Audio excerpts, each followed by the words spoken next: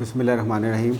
आज हम अपनी इस वीडियो में council of common interest CCI के बारे में बात करेंगे, जो एक कॉन्स्टिट्यूशनल बॉडी है। आईन पाकिस्तान के मुताबिक पाकिस्तान एक फेडरेशन है जिसमें फेडरल गवर्नमेंट और प्रोविंशियल गवर्नमेंट्स, ये दोनों गवर्नमेंट्स मिल के फेडरेशन ऑफ पाकिस्तान का गवर्नेंस सिस्टम जो है वो कायम करती हैं। लेकिन इसमें एक बहुत और इम्पॉर्टेंट बॉडी है जिसे काउंसिल ऑफ कॉमन इंटरेस्ट कहते हैं। इसको डिफ़ाइन करने से पहले हम शेड्यूल 4 जो कॉन्स्टिट्यूशन का शेड्यूल 4 काफ़ी अहम है, जो कि पावर्स जो कि कॉन्स्टिट्यूशन में दर्ज पावर्स को फेडरल गवर्नमेंट और प्रोविंशियल गवर्नमेंट्स के दरमियान तकसीम करता है, उसके बारे में बात करना ज़रूरी है। पाकिस्तान में इस वक्त एक ही पावर्स की लिस्ट है, सब्जेक्ट्स की लिस्ट है, जिसे फेडरल लेजिस्लेटिव लिस्ट पार्ट 1 कहते हैं। इसकी आगे दो पार्ट्स हैं, पार्ट 1 और पार्ट 2। पार्ट 1 जो है वो फेडरल गवर्नमेंट की पावर्स के बारे में बात करता है, और जो इसका पार्ट 2 है वो CCI की पावर्स के बारे में बात करता है। इसलिए CCI बहुत ज़्यादा इंपॉर्टेंट है। काउंसिल ऑफ कॉमन इंटरेस्ट जो है वो आर्टिकल 153 के तहत कायम होती है, जो कि प्रोविंसेस और फेडरेशन का मुश्तरका फोरम है। इसको चेयर प्राइम मिनिस्टर करते हैं। इसमें हर प्रोविंस, जो पाकिस्तान के 4 प्रोविंसेस हैं, उनके चीफ मिनिस्टर्स शामिल होते हैं और बाकी नुमाइंदे फेडरल गवर्नमेंट इसमें करती है। इस फोरम का बुनियादी काम ये है कि जो फेडरल लेजिस्लेटिव लिस्ट पार्ट 2 है, उसके जो 18 सब्जेक्ट्स हैं उनको कंट्रोल करना, एग्जीक्यूट करना, ताकि प्रोविंस और फेडरेशन के दरमियान जो गवर्नेंस के कनेक्शंस हैं या जो गवर्नेंस की स्कीम है उसको अच्छी तरीके से इम्प्लीमेंट किया जा सके। पाकिस्तान में गवर्नेंस के जो इश्यूज़ हैं या फेडरलिज्म के जो इश्यूज़ हैं उसमें एक बुनियादी जो फेलर रहा है वो CCI का फंक्शनल होना ना है।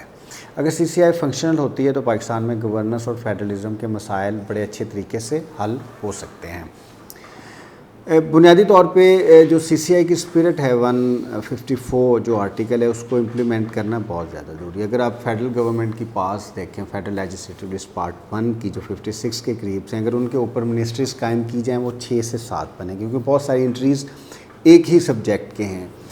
और जो CCI की 18 एंट्रीज़ हैं उनकी अलहदा से CCI मिनिस्ट्रीज़ बनी चाहिए, और फेडरल गवर्नमेंट के अंदर उनको काम नहीं करना चाहिए। उनके जो ऑपरेशंस हैं, उनकी जो एग्जीक्यूशन है, वो जो CCI की स्कीम है उसके तहत होने चाहिए। अब जैसे रेलवे है, रेलवे CCI मिनिस्ट्री है, ये फेडरल मिनिस्ट्री नहीं है, लेकिन इसको फेडरल मिनिस्ट्री के ज़रिए चलाया जा सकता है। इस तरह इलेक्ट्रिसिटी है या जो दूसरे एंट्रीज़ हैं CCI की, उनको CCI के फोरम के तहत मैनेज किया जाए, एडमिनिस्टर किया जाए और एग्जीक्यूट किया जाए।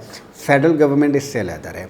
अगर ये बाइफरकेशन होती है तो मिनिस्ट्रीज़ जो हैं वो बहुत अच्छे तरीके से काम कर सकती हैं। एक तो वो अपनी तादाद के मुताबिक हो जाएंगे। फेडरल गवर्नमेंट को 6 से 7 मिनिस्ट्रीज़ चाहिए, इस तरह CCI की 3-4 मिनिस्ट्रीज़ हैं।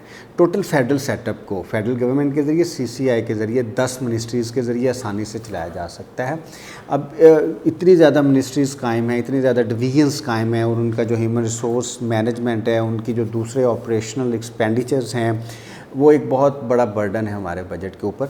अगर CCI को ऑपरेट किया जाए, फंक्शनल किया जाए, तो बहुत ज़्यादा जो रेवेन्यू है उसकी सेविंग हो सकती है, एडमिनिस्ट्रेटिव रिफॉर्म्स बेहतर तरीके से हो सकती हैं, और जो फंक्शनैलिटी है और जो एग्जीक्यूशन है सर्विसेज की, ऑपरेशंस की, वो बहुत बेहतर तरीके से हो सकती है। अब हम बात को आगे बढ़ाते हैं कि CCI का मकसद क्या है। पाकिस्तान एक फ़ेडरेशन है, लेकिन पाकिस्तान की फ़ेडरेशन के ऊपर एक पर्टिकुलर सेंसिटिविटी हमेशा से रही गई है। इसलिए प्रोविंसेस को और फेडरेशन की डोमेन्स को हमेशा से अलहदा नहीं किया गया। इस सेंसिटिविटी को मद्देनज़र रखते हुए, क्योंकि 18th अमेंडमेंट में प्रोविंसेस की डोमेन्स और फेडरेशन के डोमेन को अलहदा कर दिया गया, लेकिन फिर भी CCI की सूरत में एक ऐसा फोरम कायम रखा गया ताकि कनेक्टिविटी जो है फेडरेशन की और फेडरल यूनिट्स की आपस में कायम रहे। और उस कनेक्टिविटी के 18 सब्जेक्ट्स हैं, 18 पार्ट्स हैं, जिसमें रेलवे है, इलेक्ट्रिसिटी है, स्टैंडर्ड्स हैं, बाकी प्रोफेशनल्स हैं। बड़ी इंपॉर्टेंट मिनिस्ट्रीज़ बन सकती हैं CCI के अंदर, ताकि फेडरेशन का और फेडरल यूनिट्स का आपस में ताल्लुक़ कायम रहे। अगर स्पिरिट जो है फेडरेशन को मजबूत करने की, अगर उसको इम्प्लीमेंट नहीं किया जाता तो पाकिस्तान में फेडरेशन इतनी मजबूत नहीं रहेगी। फेडरेशन को चलाने के लिए कॉन्स्टिट्यूशनल डॉक्यूमेंट्स, कॉन्स्टिट्यूशनल जो ऑफिसेज़ हैं वो बहुत इम्पॉर्टेंट होते हैं, और जो कनेक्टिविटी या जो कनेक्शन के फोरम्स हैं उनका ऑपरेशनल होना भी ज़रूरी है। अब ये बिल्कुल एक अनगवर्नेबल सी सिचुएशन बन जाती है कि कॉमन सब्जेक्ट्स को या कॉमन फोरम को फेडरल गवर्नमेंट सिंगुलरली देखे और उसमें प्रोविंसेस की आउटपुट इतनी ज़्यादा ना हो। इसलिए ये ज़रूरत है इस अमर की कि आर्टिकल 153 और 154 को उसकी स्पिरिट में इम्प्लीमेंट किया जाए और जो कॉमन सर्विसेज हैं, जो ऑल पाकिस्तान सर्विसेज हैं, उनको सीसीआई के सब्जेक्ट्स जो फेडरल लेजिस्लेटिव लिस्ट पार्ट 2 के हैं उनके ऊपर रेज़ किया जाए ताकि फेडरल कनेक्टिविटी बेहतर तरीके से चलाई जा सके।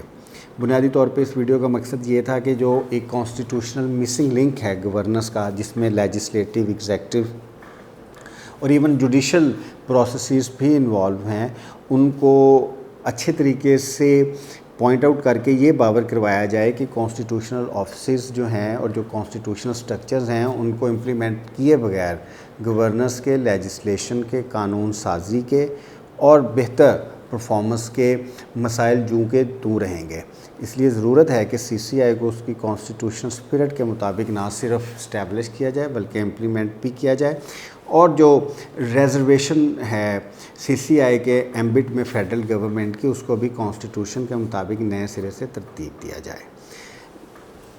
तो मेरे ख्याल में ये इस वीडियो का मकसद जो था वो थोड़ा अवेयर करना था कि कॉन्स्टिट्यूशनल ऑफिस को उनकी स्पिरिट में बुनियादी तौर पे इस्टेब्लिश करने की ज़रूरत है। बहुत शुक्रिया।